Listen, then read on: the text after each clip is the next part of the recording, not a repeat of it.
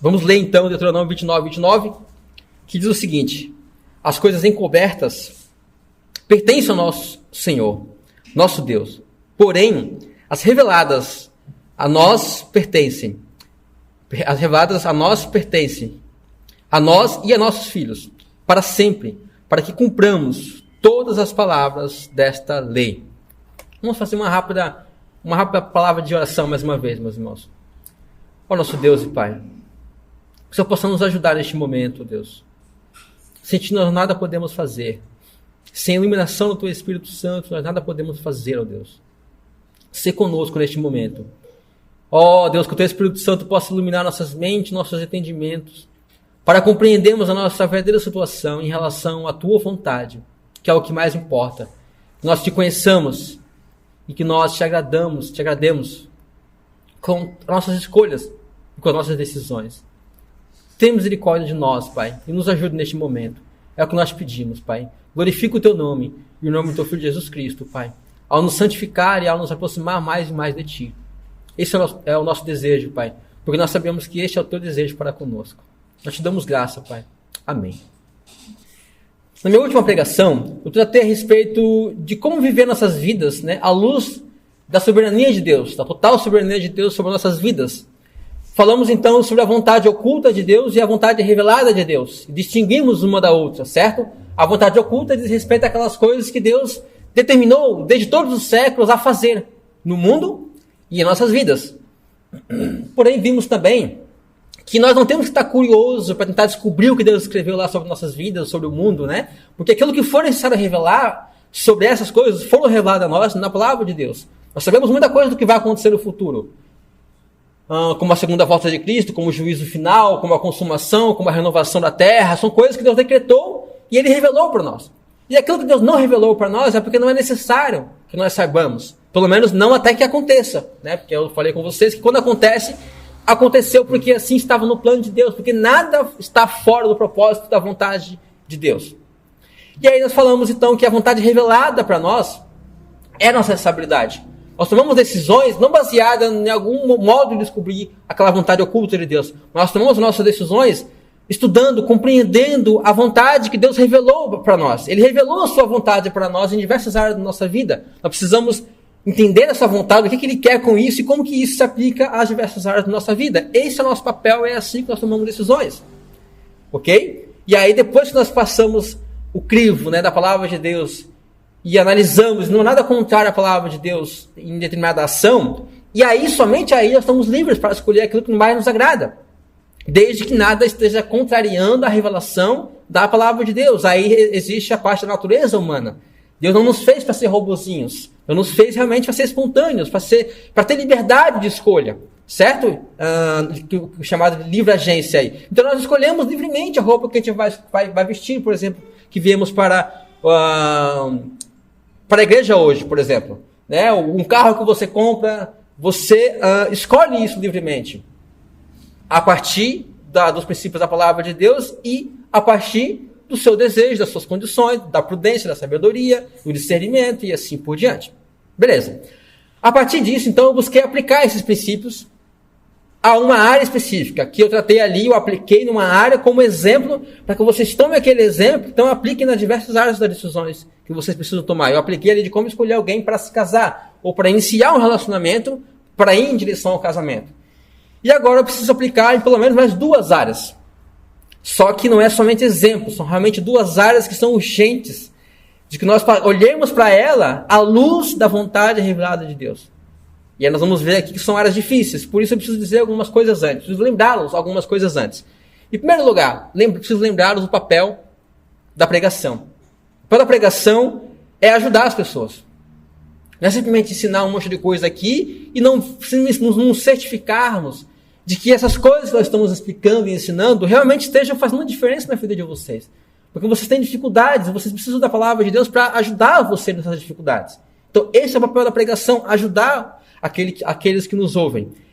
Ajudá-los então a compreender a vontade de Deus e ajudá-los a como aplicar a vontade de Deus. Porque às vezes não adianta você entender a vontade de Deus, o que Ele quer, e não entender como que isso se aplica, né, nas áreas específicas de nossas vidas, certo?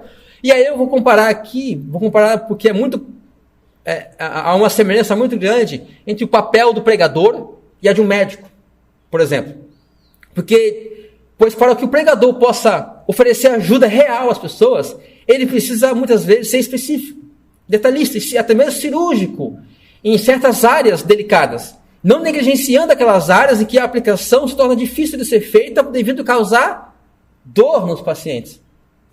Se um médico não aplica um tratamento devido a um paciente porque vai deixar o paciente desconfortável, vai causar dor nele, ele é negligente. Porque ele vai deixar o paciente, então, com um tratamento superficial, não vai tratar devidamente a questão, e aquele paciente, tudo bem, ele não vai sentir dor, mas aí ele vai acabar morrendo, né? Ou vai causar muita dor porque ele não tratou aquela questão a tempo. Então é muito parecido com o papel da pregação. Muitos pregadores têm dificuldades de aplicar em áreas específicas porque isso incomoda as pessoas. E aí nós somos incomodados porque nós não queremos ser desaprovados e rejeitados pelas pessoas que nos ouvem. Nós queremos ser entendidos, compreendidos e atendidos naquilo que nós estamos pregando da palavra de Deus. No entanto, meus irmãos, se nós não fizermos isso com o pregador, não aplicar especificamente essas áreas que precisam, nós estamos sendo aqueles profetas que Deus disse que ai deles. É aqueles que ele diz lá em Jeremias 8:11. Ai dos profetas que curam a ferida do meu povo superficialmente, dizendo paz, paz, quando não há paz. Então, ai do pregador que não cura, que não trata as feridas do povo de Deus devidamente, mas trata apenas superficialmente, apenas de maneira geral. Dizendo paz, paz, está tudo bem, está tudo bem. Mas, na verdade, não está bem. Deus quer que os profetas, que os pregadores tratem a questão. E confrontem o povo, e não está bem. E então chama atenção para aquilo que Deus quer dizer e para que eles corrijam os seus caminhos. Ok? A segunda coisa que eu preciso lembrar a vocês é que a nossa geração presente, ela não é muito diferente das gerações passadas. No seguinte questão. Cada geração tem os seus pontos cegos. Sabe o que é um ponto cego? É uma área onde ninguém vê. Que pontos cegos são esses? São pecados culturalmente aceitos e até elogiados, onde ninguém via mal nenhum neles. No entanto, Deus via. Mas aquela geração, aquela cultura não via. E se você começar a estudar um pouquinho a história da igreja, você vai descobrir coisas que você vai ficar escandalizado. Na verdade, no meio do povo de Deus, como é que eles toleravam aquilo que para nós é muito claro que está totalmente errado aquilo ali. Então, mas só que nós somos uma geração também, na nossa geração há pontos cegos. Há pecados culturalmente aceitos, que ninguém vê mal nenhum neles e continuamos fazendo e seguimos aí. E que às vezes uma geração lá na frente, ou uma geração lá atrás, olharia para nós e dissesse assim, eles estão loucos, eles não vêem o óbvio, sabe? E é isso que nós queremos tratar. Por exemplo, no Antigo Testamento, você deve se lembrar, quando você lia ali 1 Reis, 2 Reis, 1 Crônicas, 2 Crônicas. Sempre quando um rei temente a Deus subia ao trono de Israel, o que ele fazia? Ele limpava o templo. Em primeiro lugar, ele limpava o templo de toda idolatria. Porque quando o povo estava desviado de Deus, o que eles faziam? Eles enchiam o templo de falsos ídolos. Eles copiavam os ídolos da cultura, das nações vizinhas, e colocavam no templo e passavam a adorar a Deus e mais um monte de deuses. Então, quando o rei, temente a Deus, subia ao trono, o que ele fazia? Ele limpava o templo todinho e reestabelecia o culto como é nas escrituras, como deve ser, de acordo com a lei. Só Yahvé, o Deus da aliança, era cultuado por eles. No entanto, se vocês lerem lá, vocês vão observar o seguinte: não era só o templo que havia idolatria.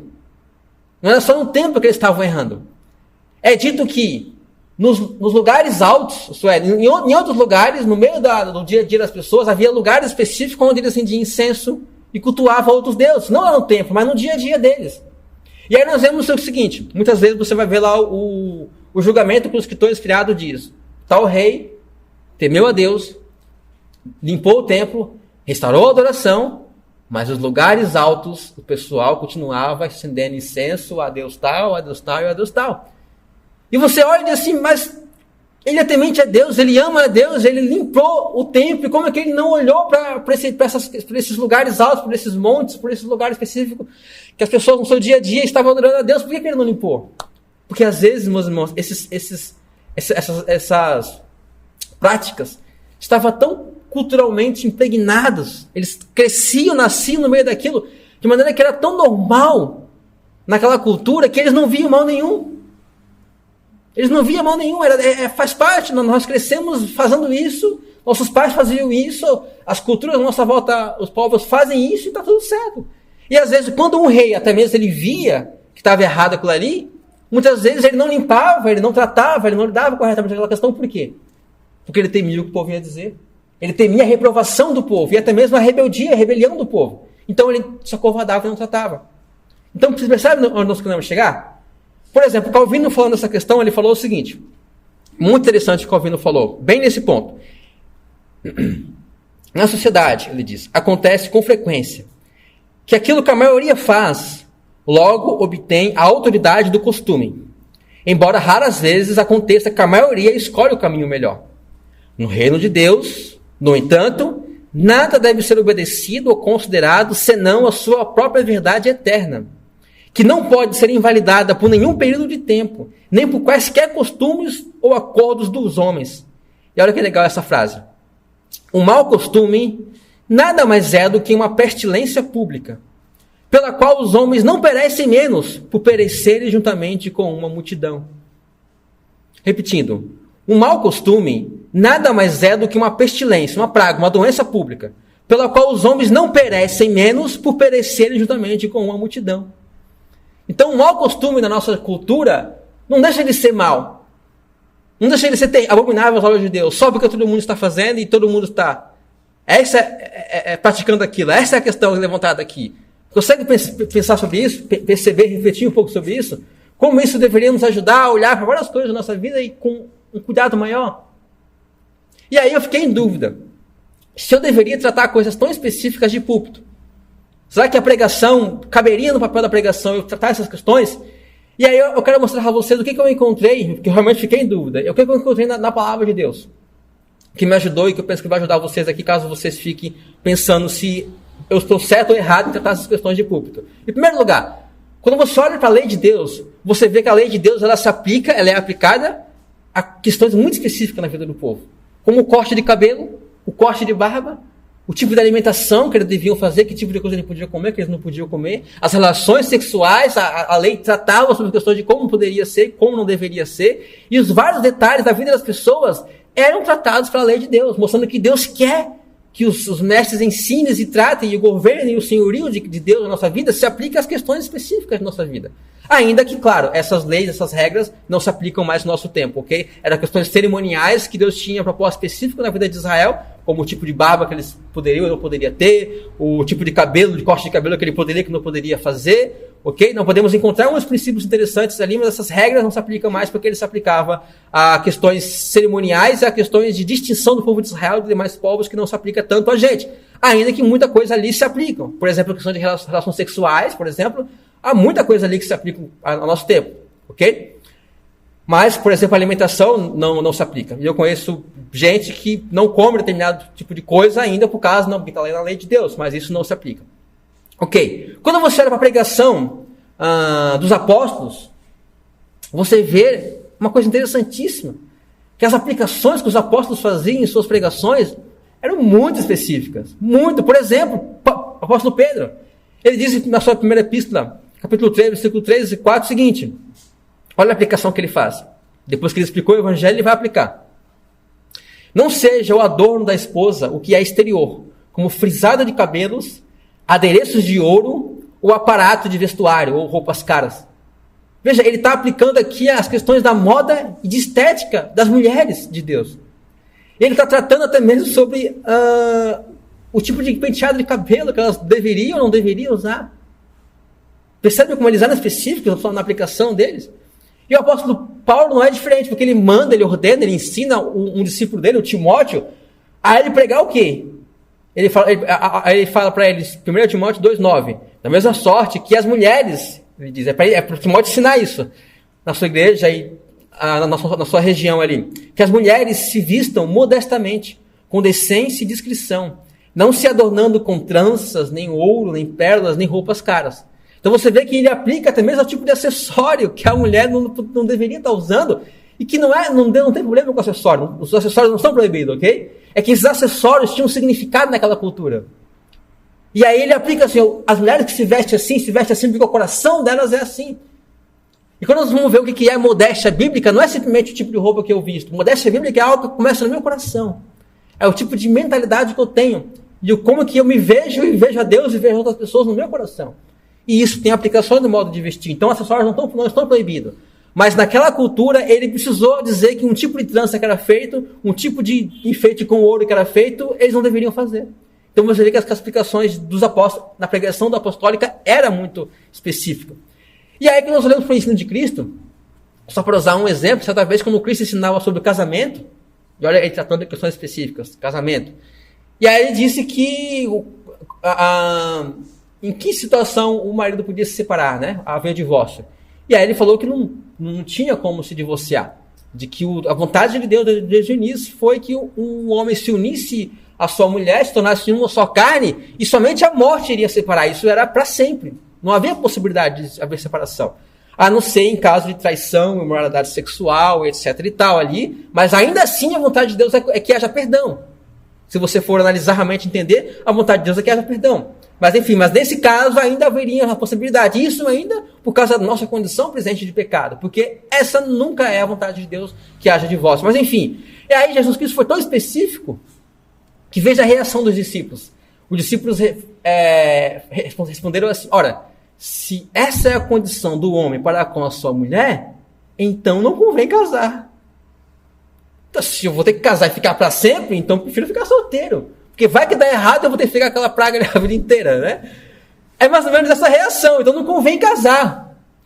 Então, gravem isso. Lá na frente eu vou voltar a esse texto aqui.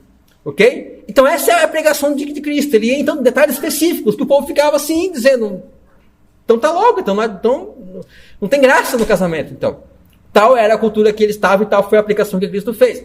Quando eu mostrar para outro pregador, João Batista, ele era muito aplicativo na sua pregação. As multidões chegavam para ele e diziam, o que nós faremos? E ele diz, quem tiver 2 túnicas, reparta com quem não tem. E quem tiver comida, faça o mesmo. Aí vinham o outro grupo, os publicanos. Os publicanos chegavam para ele e diziam, e nós? E diz, parem de cobrar mais do que é necessário e do que é estipulado. E aí os caras tinham coragem. Aí vinham os soldados, e nós? E aí diz, o que faremos? Aí diz, a ninguém maltrateis. Não deis denúncia falsa e contentai-vos com o vosso salário. Então você vê que João Batista fazia aplicações específicas, meus irmãos, na vida de cada grupo de pessoas, naqueles pecados específicos, aquele grupo estava pecando. E eu acho que está claro, meus irmãos, que não é um erro ser muito específico na aplicação da pregação. Pelo contrário, é um erro não fazer as aplicações devidas. Porque a pregação da palavra de Deus precisa transformar nossas vidas. Deus deseja que haja conformação aos mandamentos e à vontade revelada dele em todas as áreas da nossa vida. Por isso o papel da pregação é fazer isso. Então, por isso eles faziam isso. Se eu não fizer, os pregadores negligenciarem essas questões difíceis, eles estão sendo reprovados por Deus. Estão fora de sintonia com o tipo de pregação que nós vemos nas Escrituras. No entanto, meus irmãos, eu não quero que vocês pensem que eu penso de vocês, que vocês são as piores pessoas do mundo, os piores crentes do mundo, porque vocês estão falhando nessa área aqui. Eu entendo, meus irmãos, que a maior parte dos nossos pecados, nós tratamos isso na nossa última reunião de jovens, a maior parte dos nossos pecados e falhas é mais por ignorância do que por negligência. O fato é que nós estamos aprendendo muita coisa. Eu digo por experiência própria, tem muita coisa que nós estamos descobrindo agora. E esse deve ser o desejo de cada cristão, de realmente desejar conhecer a vontade de Deus para cumpri-la na sua vida, a fim de viver de maneira agradável a Deus. Então, eu não estou dizendo que aqueles que fazem essas coisas aqui, a maioria de nós fazemos, mas que Deus possa iluminar vocês e ajudar vocês a tomar decisões melhores nessa área. Não estou dizendo que vocês são as piores pessoas do mundo. Vocês são mundanos, vocês estão tudo desviados porque vocês pecam nessa área aqui, ok? Não, eu entendo que nós estamos crescendo. E se nós fomos regenerados por Cristo e salvos, o nosso desejo agora é: qual é a vontade de Deus na minha vida? Nós estamos esquecendo disso. Daqui 10 anos vamos estar descobrindo coisas que nós temos que tirar da nossa vida porque nós descobrimos que está em contradição, na contramão com aquilo que Deus é da vontade de Deus. Então não pense que eu estou pensando o pior em vocês. Beleza. Vamos então à aplicação mais difícil. Como que nós escolhemos as roupas? Digamos que você tem 6 opções de roupas. Como é que nós escolhemos uma roupa de acordo com a vontade de Deus? Como é que eu sei que uma roupa para comprar, para me vestir, está de acordo com a vontade de Deus ou não? E aí você vai dizer, poxa, mas a palavra de Deus fala sobre isso? Fala bastante. Fala tanto que alguns homens escreveram alguns livros só para tratar sobre essa área. E tem um livro muito bom, pequeno, mas muito, e o que é bom para vocês lerem, é escrito por Jeff Pollard, que é Deus, o Estilista. Deus, o Estilista, onde ele busca expor os princípios bíblicos das escrituras, e ele percebe que Deus ele é como um estilista, porque ele tem um padrão específico. Né? Não específico, muito específico, né? Mas ele tem um padrão realmente de roupa que ele desenha para o seu povo, que nós vamos descobrir aqui. Ok? Então, como que eu escolho uma roupa de acordo com a vontade de Deus? Em primeiro lugar, eu vou trazer 3 princípios, tá, meus irmãos? 3 princípios da palavra de Deus. Existem mais, mas pelo menos 3. Primeiro, como não fazer? Como que eu não escolho uma roupa? Em primeiro lugar, eu não devo tomar como referência, nós não devemos tomar como referência, por exemplo, aquela roupa que aquela cantora famosa na televisão usa. Tipo a Anitta. Não dá, né? E os homens não devem tomar como referência, porque é isso que nós fazemos. Nós tomamos referência das pessoas famosas. Isso é normal, natural. Ou que a gente acha bonito, né? Não devemos tomar como referência os homens aquela roupa que aquele cantor de sertanejo famoso usa. Daqui a pouco você vai descobrir por quê. E muito menos as roupas que as dançarinas do Faustão usam. Não é referência para nós, entendeu? Aquilo que os outros estão fazendo, aí está um princípio. Aquilo que os outros estão fazendo, e a moda do momento, nunca deve ser o critério na escolha das roupas de um cristão. Daquele que ama a Deus e que quer se vestir de acordo com a sua vontade. Veja, nós não estamos proibidos de usar uma roupa porque é da moda. Não estão proibidos de fazer isso. Mas essa moda não deve ser o critério principal. Como é na mente das pessoas que não amam a Deus ou que não têm esse entendimento. De que nós devemos fazer as coisas de modo a agradar a Deus em todas as áreas. Então aí como não fazer? E aí como fazer? 3 princípios. Primeiro, não compre ou use roupas que não são roupas. Não compre ou use roupas que não são roupas. Pense comigo, qual é o propósito das roupas, segundo as Escrituras? É isso que nós temos que nos perguntar. Qual é o propósito das roupas, segundo as Escrituras? Quando que pela primeira vez na Escritura Deus revelou a sua vontade sobre as nossas roupas? Quando? Foi a primeira vez que Deus revelou a sua vontade sobre as nossas roupas? Lá em Gênesis 3. Após Adão e Eva comer do fruto que Deus disse para eles não comerem, eles viram que estavam nus, e o que eles fizeram? Cozeram folhas de figueira e fizeram cintas ou aventais para si. E aí, eles fazem essa cinta. E aí, depois, nos próximos versículos, Deus chama eles, vem no final da tarde, chama eles, e aí no contexto bíblico diz que ele se escondeu, Adão disse que, por que você se escondeu? Eu me escondi porque eu vi sua voz e porque estava nu me escondi. Só que ele já estava com a cinta. Ele já estava com as folhas de figueira. Mas ele ainda se via como nu. Por isso ele se escondeu. Interessante isso. Aí depois que o Senhor trata com eles sobre a questão do pecado, dá a sentença para cada um, no final da história, como é que Deus faz? Gênesis 3, 21. Fez o Senhor Deus vestimenta de peles para Adão e sua mulher e o vestiu. Não é bonitinho isso? O Senhor faz a roupinha para eles e os veste. Interessante isso. Só que perceba uma coisa. A palavra usada ali para cinta é algo, a pronúncia é mais ou menos isso, um hagarote, que é cinta, que cobria apenas a região da cintura. Mas a palavra usada para vestimenta, a roupa que Deus fez para eles, é algo parecido com o catenute, que significa túnica, que cobriam do pescoço até abaixo do joelho e até os pés. E talvez até os braços. Mas basicamente cobria da altura do pescoço até abaixo dos joelhos. E aí tá, Adão e Eva fizeram cintas para si. Que cobriu o quadril, ou as suas partes íntimas. Mas aí Deus, vendo que aquelas roupas eram inadequadas, por quê? Porque elas não cobriam. E o próprio Adão sabia que não cobria, porque ele se escondeu, porque ele estava nu mesmo com aquelas cintas. Deus então faz uma roupa que cobria. E essa roupa que cobria é uma túnica, que cobria do pescoço até abaixo dos joelhos. Isso aqui já deve nos ajudar a entender muita coisa. Certo? Por quê? Primeiro, não é só aqui que está essa diferença. Quando Deus descreve lá na lei mosaica qual deve ser as roupas dos sacerdotes, sabe qual é a palavra usada lá? Não é hagarote. É catenute, túnica, e não cinta. Então, os sacerdotes eram vestidos cobertos completamente, e não apenas algumas partes. Quando você vê a roupa, lá no Novo Testamento, nos Evangelhos, a roupa que os discípulos usavam, e a roupa que Jesus usava, mais uma vez a palavra é a mesma, túnica. E quando você vai lá no Apocalipse, quando você vê que Deus dá vestes novas para o seu povo, a palavra é túnica. Então, o Jeff Pollard percebe ali, mostra para nós que há um padrão. Há um padrão daquilo que Deus chama de cobrir, de estar coberto e de não estar coberto. E o padrão dele é sempre túnica, um tipo de roupa que cobre do pescoço até abaixo dos joelhos. E aí, portanto, meus irmãos, Deus nos mostra aqui que Ele não deseja que nós usamos roupas que não são roupas. E a questão é, quando que uma roupa não é uma roupa? Quando ela não cumpre a função básica que é cobrir a nossa nudez. E aí está o ponto, não use roupas que não são roupas. Por quê? Roupas que não cobrem a nossa nudez, de acordo com o padrão revelado da palavra de Deus para nós, Deus não vê essas roupas como roupas, logo elas não são roupas. Por exemplo, meus irmãos, quem que criou o conceito de seminu? Quem criou o conceito? Não, ela não está pelada, ela está seminua. Quem criou esse conceito, meus irmãos? Não foi Deus. Porque para Deus, ou você está vestido, ou você está nu.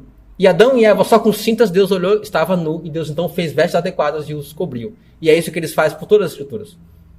Quer uma prova disso? Tem várias, mas vamos mostrar uma. Em João 21:7, nós encontramos um exemplo muito interessante disso. Nós vemos que depois que Jesus ressuscitou, Pedro e os apóstolos foram pescar. Eles estavam pescando. E aí o texto bíblico diz o quê? Que Jesus se aproxima da praia, João, percebendo que é Jesus, fala para Pedro, Pedro, é o Senhor. E aí olha o que o texto bíblico diz. Quando Simão Pedro viu que era o Senhor, cingiu-se com uma túnica, porque estava nu, e lançou-se ao mar. Veja, meus irmãos, quem de nós imagina que Pedro estava pescando junto com outros homens pescando lá no mar? Quem é que imagina que ele estava peladão? Ele não estava peladão. Ele só não estava com a sua veste de cima. E estava provavelmente só com a veste de baixo, que provavelmente não, com certeza, cobria muito mais do que as nossas roupas íntimas. Pode ser que essa roupa íntima seja uma camisola grandona. Não é só um cinturão aqui embaixo. Pode ser que era só... Mas ele estava, de acordo com a escritura, nu. Então ele cinge-se com a sua túnica. Então ele pula na água. Nós tiraríamos a nossa túnica para pular na água, não é verdade? Mas ele veste a sua túnica, então pula na água e vai nadando para chegar mais rápido até Jesus. E a questão não é só, não, porque era Jesus, né? Não, meus irmãos, é que a praia é um local público. Os pescadores moravam na beira da praia. Mulheres, crianças, pessoas de todos os sexos estavam lá, por isso ele não podia se apresentar lá, simplesmente com suas roupas de baixo. Talvez para pescadores brutos no meio do mar, junto com outros homens, beleza, tá lá sem a sua túnica, tudo bem, porque eles estão do mesmo sexo, estão longe da vista do público. Mas quando ele vai até a praia, ele coloca a sua túnica. Por quê? As pessoas dizem, porque ele estava nu. Porque para Deus, seminu é nu. E aí Jeff Pollard diz, então, de acordo com as escrituras, uma pessoa não precisa estar completamente sem roupas para que esteja vergonhosamente nua. Nu, na Bíblia, significa, primeiro, estar sem roupas, peladão, ou sem a veste superior, sem a qual uma pessoa decente não apareceria em público. Captaram a mensagem, então? E existem outros textos, por exemplo, Isaías 47 vai falar de Deus envergonharia as filhas da Babilônia, por quê? Porque eles teriam que atravessar um certo trecho de rio. E aí as mulheres, as donzelas de Jerusalém, da Babilônia, aí Deus está zombando delas porque está mostrando o castigo que a Babilônia receberia. As donzelas teriam que mostrar sua vergonha, porque elas teriam que levantar o seu vestido, e aí mostraria suas pernas para atravessar o rio. Meus irmãos, elas não, mostrar a vergonha, ele não é que elas iam levantar tudo e ficar pelado. Não, é que elas iam mostrar as pernas. Isso seria uma vergonha para eles. Então nós vemos que por toda parte há um padrão bíblico, meus irmãos, de que aquilo que nós chamamos de seminu, então tá ok, em alguns contextos, para Deus é nu. Deus olha para nós e vai lá fazer a roupinha lá com peles e nos cobrir.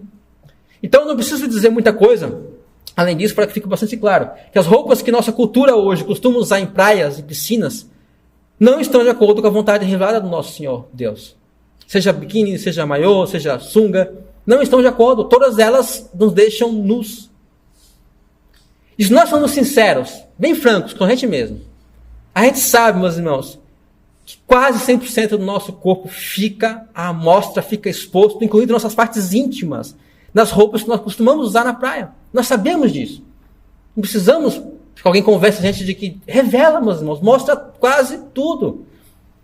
Mesmo, e tanto é que muitas pessoas, muitas de vocês, não usam a parte de baixo, por exemplo. Você coloca um short, não é verdade? Por quê? Porque vocês sabem que vocês estão expondo partes íntimas de vocês ali que não devem ser expostas. Mas a mesma coisa se aplica à parte de cima. Porque ninguém tiraria uma foto de sutiã e mandaria no Instagram. Ninguém de vocês faria isso. Ninguém sairia só de sutiã lá na rua para ir na padaria com um pastel. Não faríamos isso, certo? E aí, vamos conscientizar disso, ok? O Jeff Pod diz o seguinte: encaremos a verdade. Uma roupa de banho revela o que você é mais do que qualquer outro tipo de roupa. As moças sabem que as outras moças, e especialmente os rapazes, perceberão realmente se elas têm seios grandes ou seios pequenos. Qual é o formato de suas pernas e nádegas. Se elas têm coxas finas ou grossas, se tem pele bonita ou não, com ou sem estrias, se tem curvas bem delineadas ou não, tudo isso é exibido ao público nas vestes de banho. E veja bem o que ele diz, tudo foi idealizado para oferecer nudez e cobrir ao mesmo tempo. Se alguém quer ver uma mulher nua e com tão pouca roupa quanto legalmente possível, só precisa ir à praia. Se as vestimentas ainda não podem ser totalmente dispensadas de uma vez por todas, as roupas de banho, pelo menos, dão a aparência de estar vestido. Foi para isso que elas foram, há muito tempo, idealizadas. E aí, lá no livro, ele narra a história do biquíni e a guerra que houve entre a ideia da modéstia cristã e aí a secularização do mundo. E essa guerra foi vencida na onde? Por que hoje mulheres aparecem na televisão praticamente nuas? Por que existe uma globeleza, uma mulher somente pintada, uma mulher que, às vezes, mais tem 18 anos, só pintadas e está lá na frente de todo mundo, em qualquer horário? Por que nós vemos nudez explícita enquanto nós vamos no shopping, em um cartaz, em um outdoor? Por que nós vemos nudez explícita agora por toda parte? Porque essa guerra que era um absurdo, porque em 1922, o Jeff Pod diz, uma mulher que usa um maiô, uma mulher que usa, imagina um maiô mais modesto que uma mulher hoje usa. Em 1922 está registrado que mulheres que vestiam esse tipo de roupa eram presas. Eram presas porque isso era uma ofensa, uma imoralidade no meio de você estar em público com aquela roupa. E hoje é muito normal. Essa guerra foi vencida há muito tempo nas praias, centímetro a centímetro, até que se criou um contexto onde seria adequado e seguro usar aquele tipo de roupa, e agora ele se extrapolou para todas as partes da sociedade, e agora nós temos a nudez explícita por toda parte, como nós nos debatemos, por exemplo, em filmes e seriados, por exemplo. Pois bem, e aí alguns vão dizer, você tem que entender que lá na praia é outro contexto. E eu vou ter que responder a você o seguinte, não existe contexto adequado ou seguro para fazer aquilo que Deus reprova. Ok? É uma dicotomia isso, de que se tem areia debaixo do meu pé e um mar na minha frente, eu posso ficar pelada. Ou posso ficar pelado. Eu posso usar só cueca, né? Só sunga. Ou um biquíni, etc. Ok? Todos nós sabemos que nós não ficaríamos de calcinha e sutiã se eu fosse na sua casa. Mas se nós somos na praia, você fica. E com um tecido que é muito mais revelador do que um sutiã. O tecido do biquíni. Então aí está, meus irmãos. Eu acho que isso com certeza deve estar escandalizando alguns de vocês. Assim como escandalizou a mim quando eu comecei a compreender isso. No entanto, meus irmãos, a palavra de Deus é clara sobre o que é nudez, o que é vergonha e o que não é. E uma vez que nós temos crescido numa cultura que estamos crescendo vendo isso, é normal que a gente não veja mal nisso. Mas aí está, meus irmãos. Este é mais um dos pontos cegos da nossa cultura. E aí não vemos isso. Portanto, meus irmãos, só existe um contexto adequado para estarmos nus, que é, ou seminus, certo? Se você preferir assim, que é dentro de 4 paredes, portas trancadas, ou sozinhos, ou com nossos cônjuges. E seminus, apenas isolados entre pessoas do mesmo sexo. Tudo que passar disso é contrariar a clara revelação da vontade do nosso santo Deus. Veja, do nosso santo Deus. E aí você vai responder agora a mim, se é assim, você tem que ir com roupa para a praia, então não convém para a praia. Não é assim que nós vamos reagir? Então não convém, você tem que ir vestido, então não convém para a praia. E observe como a reação nossa é muito parecida com a reação dos discípulos de Cristo sobre o casamento. Porque nós vamos chegar a essa conclusão, né? Se é assim, então por que eu vou para a praia se não vou tirar a roupa? Né? Se eu ficar com roupa lá, vou passar vergonha? E aí está, meus irmãos. A questão é, nós estamos tendo conhecimento da vontade revelada de Deus para nós. E agora nossa responsabilidade de nós fazer nossas escolhas, levando a vontade de Deus em consideração. Ok? Segundo princípio sobre roupas, sobre como escolher uma roupa ou como usar uma roupa. Segundo, não podemos comprar roupas que, apesar de cobrir, tem como único objetivo expor e revelar o nosso corpo. Sim, meus irmãos, hoje o que nós vemos por toda parte são homens e mulheres usando roupas com o único propósito de exibir e expor as formas, as curvas e a beleza dos seus corpos, não de cobri-los. E vocês sabem disso. Vocês veem isso. O propósito das roupas hoje parece que é basicamente não cobrir, mas revelar de uma maneira que esteja ainda coberto. Entendeu? Roupas que são, por exemplo, uma mulher, um homem, pode estar completamente vestido, mas o tecido é tão fino, é tudo tão apertado, que está revelando e mostrando e expondo tudo. E isso é o objetivo. É para isso que as mulheres malham. Não é verdade? É por isso que os homens malham, para depois botar uma camisa bem apertada e revelar o seu corpo através da roupa. Então, meus irmãos, nós não devemos comprar roupas. E eu sei que vai ser muito difícil escolher, porque quase você não vai achar. Porque todas as roupas são projetadas para isso. Para revelar e para nos tornar sexy. E beleza na nossa cultura é igual a estar sensual. Observem isso. Estar belo é estar sensual, na nossa cultura. Ok? Mas isso é mentira. Isso é um engano completo. Estar sensual é estar feio, meus irmãos. É estar feios. Beleza não tem nada a ver com sensualidade e estar sexy. E a palavra de Deus nos diz isso aonde? Né? 1 Timóteo 2,9. Da mesma forma, quero que as mulheres se vistam modestamente, com decência e discrição. O que é modéstia, decência e discrição? A nova tradução da linguagem de hoje ajuda. A nova tradução da linguagem de hoje coloca da seguinte maneira: da mesma forma que as mulheres tenham discrição em sua aparência, que usem roupas decentes e apropriadas, sem chamar a atenção. Então, roupas discretas e modestas são roupas que, primeiro, não revelam parte do nosso corpo que não deveriam estar sendo reveladas, certo? E que não tem como objetivo chamar a atenção. Isso é o padrão da modéstia. No entanto, meus irmãos, para que as mulheres e homens hoje se vestem, se não para chamar a atenção, não para só a beleza dos seus rostos, mas para a beleza dos seus corpos? Tanto é que em uma marca de roupa que eu vi recentemente, tinha o seguinte slogan, essa marca. E o slogan era o seguinte: para mulheres que causam. Para mulheres que causam. Meus irmãos, isso é totalmente o contrário do padrão bíblico de Deus para as vestimentas das mulheres. E aí que tá. Não é só essa marca que tem esse objetivo, meus irmãos. Quase todas as marcas têm como objetivo nos vestir de modo a nos tornar irresistíveis sexualmente falando. Ou atraentes, pelo menos, sexualmente falando. Ou isto é, expor nossos corpos. E aí está. Esse é o segundo princípio da palavra de Deus. Terceiro princípio, relacionado a isso. Um terceiro princípio. Um princípio claro da palavra de Deus. Não compre roupas ou use roupas sensuais para que você não seja um tropeço para o seu próximo. Lembre-se de Jesus, quando ele vai explicar para nós o 7º mandamento, que é não adulterarás, ele vai explicar qual é a interpretação que Deus realmente tem para aquilo ali.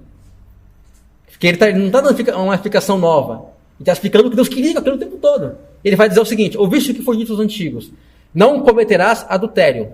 Eu, porém, vos digo que qualquer que atentar para uma mulher, para cobiçar, para desejá-la em seu coração, já cometeu adultério com ela. E aí está, meus irmãos. Nós não podemos nos vestir sensualmente, tanto homem quanto mulher, porque nós não podemos ser tropeço para aqueles que nos veem, seja ele um cristão ou não.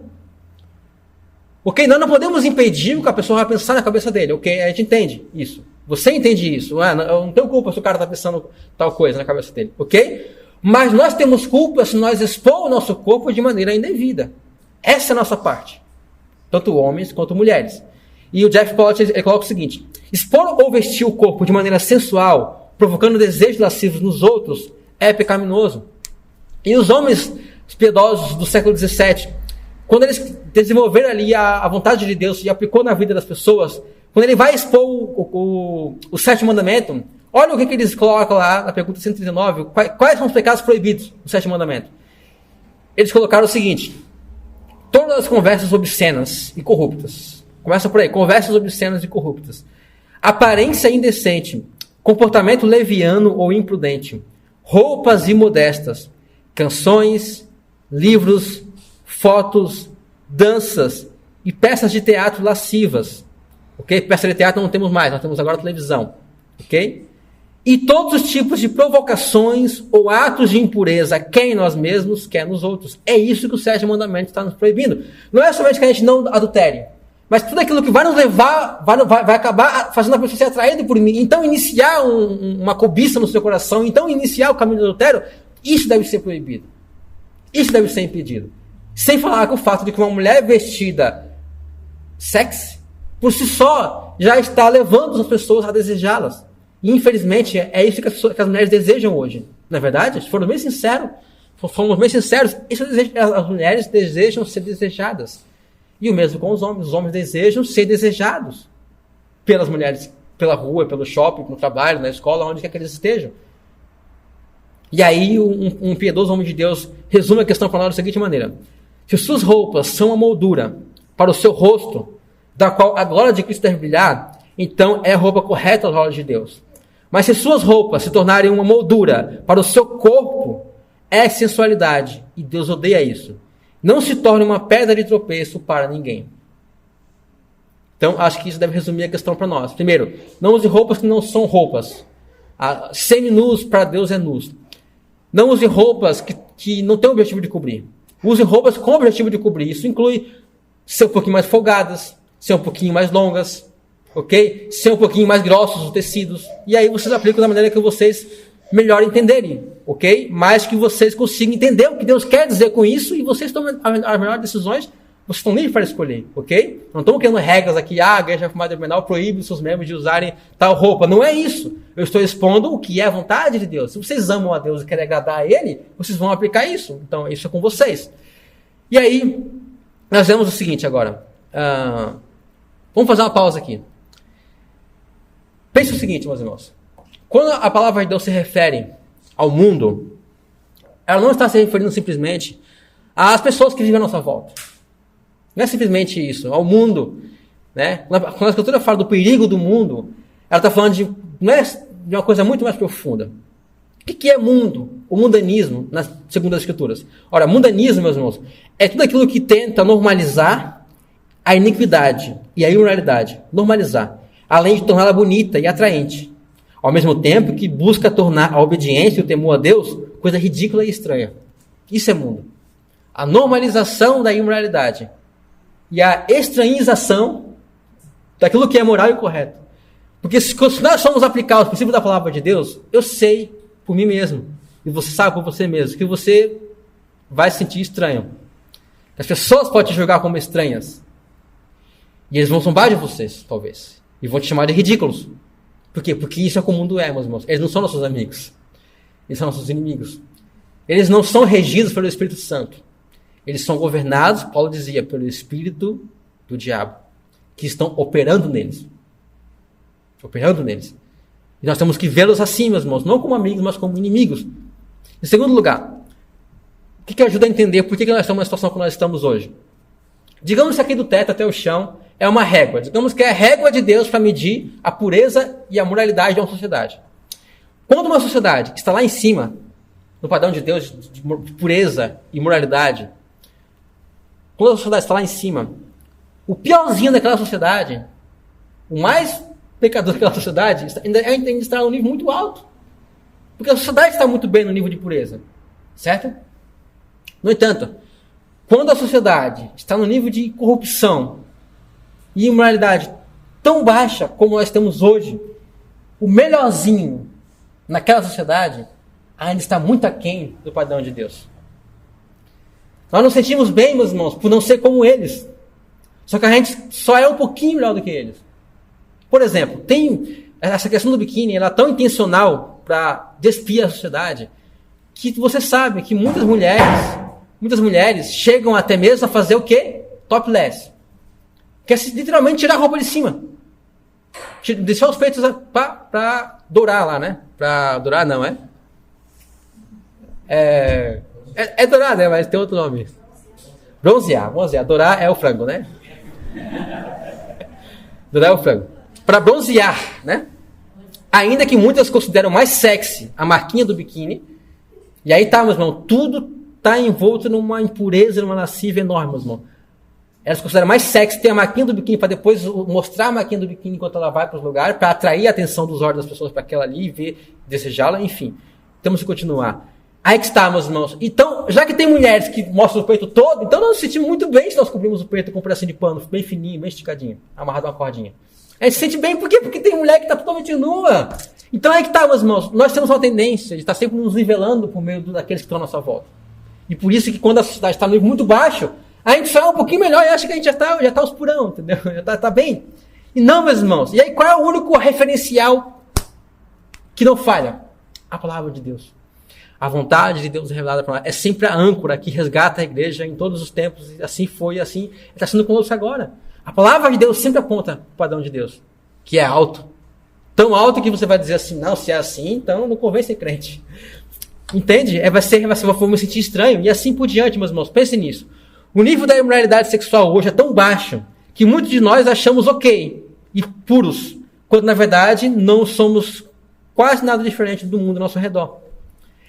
E outra coisa, se nos basearmos no que sentimos ou no que vemos ao nosso redor, estaremos perdidos, meus irmãos. Se nós basearmos, eu não vejo que isso é errado, né? Porque é aí que tá, nós não vemos nada errado naquilo. Por quê? Porque a gente cresceu vendo nossa mãe, nossa avó, nossa família toda usando aquele tipo de roupa. E aí nós não vemos nada de errado mesmo. Só que o que eu sinto, como eu vejo, não é o padrão.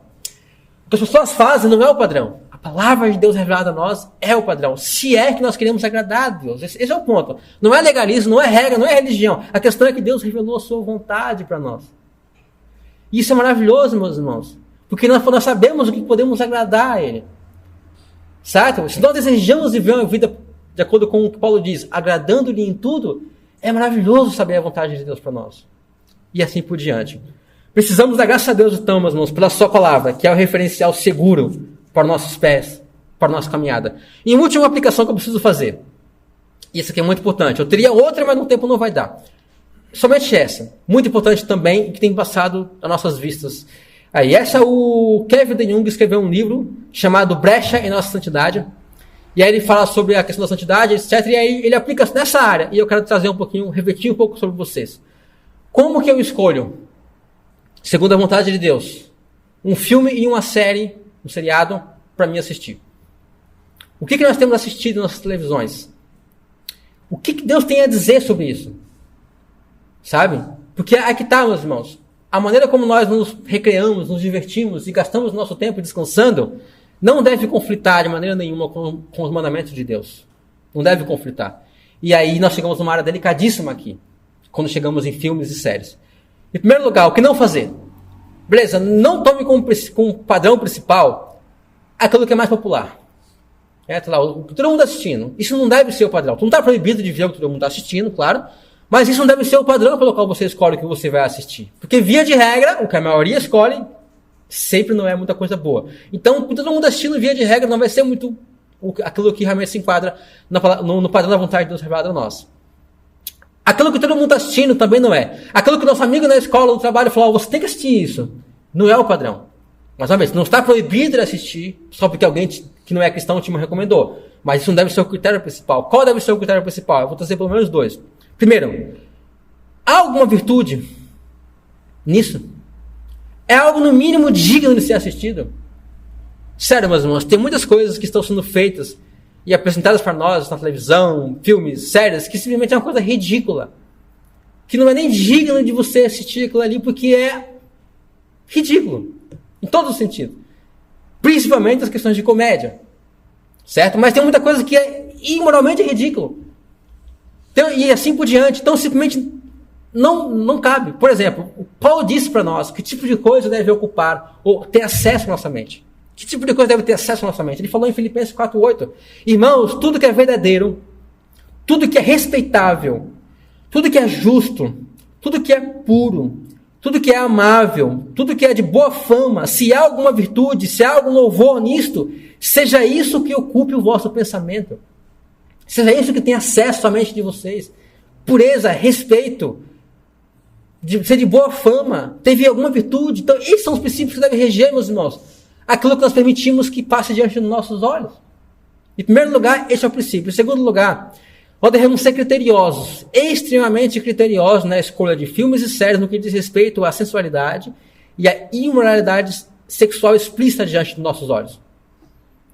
Porque nós sabemos o quê? Aquilo que eu falei que acontecia apenas em alguns ambientes seguros, né? Agora está tomando a sociedade de todas as partes. E o lugar onde mais nós temos contato com a imoralidade sexual pintada, como se fosse a coisa mais linda do mundo, é onde? É em filmes e é em séries.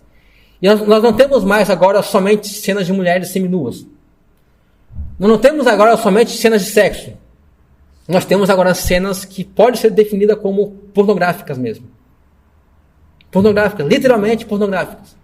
Alguns autores, por exemplo, escreveram sobre, refletindo sobre como que cristãos podem assistir, por exemplo, aquela série tão conhecida como Game of Thrones.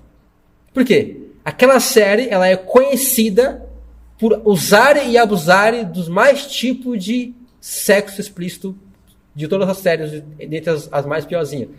Então aquela série ela é muito requintada na produção e nas cenas, mostrando todo tipo de imoralidade sexual. Todo tipo, com os ângulos mais picantes possíveis. E mostrando realmente seios, a mulher nua, totalmente de trás, de costas, o homem também. E é isso que nós temos encontrado, meus irmãos. No entanto, tudo isso, olha o que a palavra de Deus tem a dizer sobre isso. Paulo vai dizer, aplicando o 7º mandamento, mas a imoralidade sexual e toda sorte de impurezas ou cobiça nem sequer se nomeie entre vós, como convém a santos. A imoralidade sexual não deve nem ser mencionada por vocês. O tipo de coisa, meus irmãos, que Paulo nem ousava mencionar, os comportamentos vergonhosos demais para serem sequer citados, nós assistimos em uma imensa TV de cores, em requintes de produção. No entanto, Paulo disse, tais coisas não deveriam nem ser mencionadas por vocês. Mas nós assistimos isso. No nosso sofá, da nossa casa. E toda semana, quase. Será, meus irmãos, que nós não fizemos uma falsa paz com o mundo? Ou nós dizemos o seguinte, olha, eu não posso fazer nada que vocês fazem, mas eu de bom grado vou me sentar aqui e assistir vocês fazerem por mim. Porque é muito parecido com isso. Nós nos deleitamos com um filme, com uma série em que todo tipo, e não é só as cenas, né? Toda a história é tramada de acordo com fazer a imoralidade parecer coisa maravilhosa. Será que nós há alguma coerência nisso, nós dizer isso é abominável a Deus, mas eu não tenho nenhum problema em assistir, eu gosto. Eu uso para me divertir, para passar o tempo. Sabe? E Paulo disse, nem sequer devia ser mencionada, e isso é colocado visível para nós. Não é uma foto, não é um desenho, é um filme. É como se eu estivesse lá assistindo aquela cena. Aí está, meus irmãos. Em Efésios ele vai dizer o seguinte, 5 ao 12, ele vai dizer o seguinte. Sabei, pois isto, nenhum incontinente ou impuro tem herança no reino de Cristo. Ninguém vos engane com palavras vãs, porque por essas coisas vem a ira de Deus sobre os filhos da desobediência. Preste atenção, por favor. Ele diz o seguinte, portanto, não sejais participantes com eles, pois outrora vocês eram trevas, porém agora vocês são luz no Senhor. Andai como filhos da luz, provando ou aprovando sempre o que é agradável ao Senhor. E não sejais cúmplices nas obras infrutíferas das trevas, antes, porém, reprovai-as. Porque o que eles fazem em oculto, o só referir é vergonhoso. No entanto, aquilo que Paulo diz que eles fazem em oculto, e só falar o que eles estão fazendo lá é vergonhoso, os que não deveriam estar falando sobre isso, ou conversando sobre isso, para que isso não acesse a mente deles, isso é apresentado para nós em cenas vivas na televisão. Como que nós podemos resolver isso? Eu não sei, mas é muito difícil. É muito difícil. Não basta, mas uma coisa podemos pensar, não basta somente você ficar com o controle na mão e vou dizer, eu vou passar a cena quando aparecer. Por que não basta somente isso? Porque até você passar, você já viu muita coisa. E eu falo por experiência própria. Até você passar, você já viu muita coisa. Por experiência própria também. Nem tudo você vai conseguir passar. Nem tudo, às vezes, você não vai estar disposto a se opor àquilo. Às vezes você vai estar disposto a ver aquilo. E muitas coisas você não vai acabar no passando, vai acabar vendo.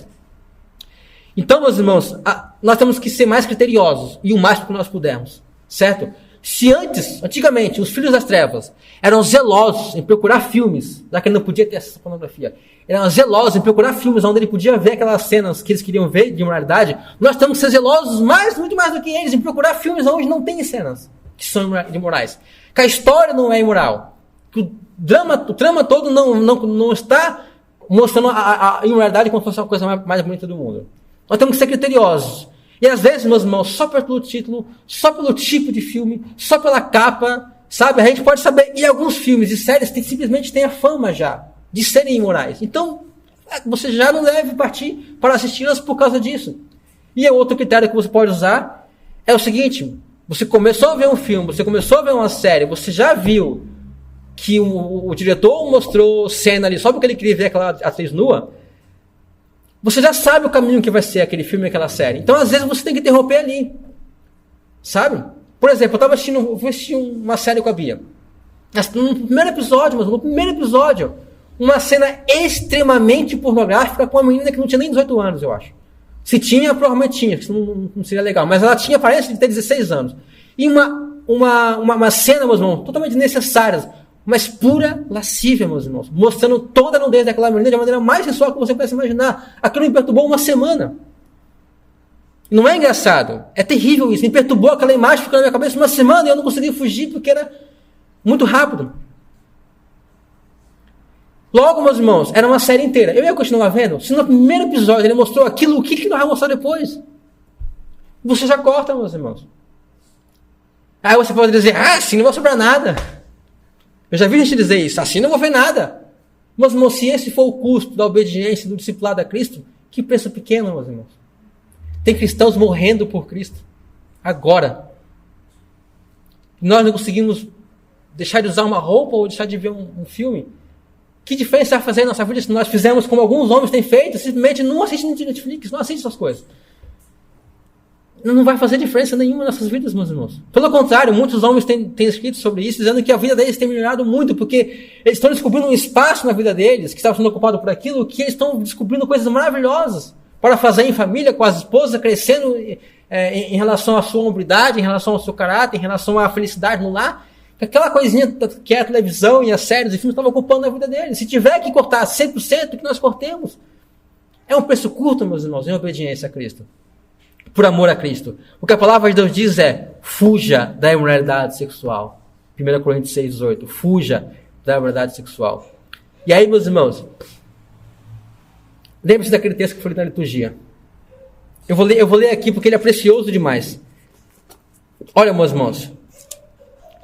Paulo vai dizer o seguinte: que harmonia entre Cristo e o maligno? Ou que união do crente com o incrédulo? Que ligação há entre o santuário de Deus e os ídolos? Porque nós somos santuário de Deus vivente, como ele próprio disse. Aí ele vai colocar as promessas de Deus aqui.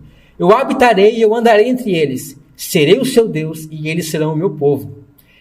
Depois, por isso, retirai-vos do meio deles. Separai-vos, diz o Senhor. Não toqueis em coisas impuras, e eu vos receberei. Serei vosso pai. E vós sereis para mim filhos e filhas, diz o Senhor Todo-Poderoso. E aí está, meus irmãos, essas são as promessas. Deus quer nos tomar como filhos e filhas, se nós nos limparmos, ele está dizendo aqui. E aí diz aqui o seguinte: tendo, pois, ó amados, tais promessas, purifiquemo-nos de toda impureza, tanto da carne como do espírito, aperfeiçoando a nossa santidade no temor de Deus. Meus irmãos, não é legalismo. Deus já nos ama, nós já somos salvos. A questão é, olha as promessas que nós temos diante de nós. Deus quer ser mais íntimo nosso.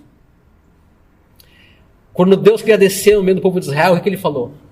Santificai-vos hoje, porque amanhã eu descerei no meio de vós. João 14, 21, Jesus dizendo: se vós me amardes e guardardes os meus mandamentos, eu virei a vós e eu me manifestarei a vós outros. Nós temos promessas riquíssimas, meus irmãos, de Deus, nosso amado Deus para nós, de que se nós o amarmos e o agradarmos e nos livrarmos de toda impureza, ele virá até nós. Ele nos considerará mais do prazer que é ele mesmo. E se temos tais promessas, meus irmãos, por causa dessas promessas maravilhosas, purifiquemo-nos de toda impureza no espírito, no corpo, aperfeiçoando a nossa santificação. Esse, meus irmãos, é o mandamento do Evangelho para nós. Do Evangelho para nós. Que possamos todos ser dispostos em nosso coração pelo Espírito de Deus. Amém. Vamos orar.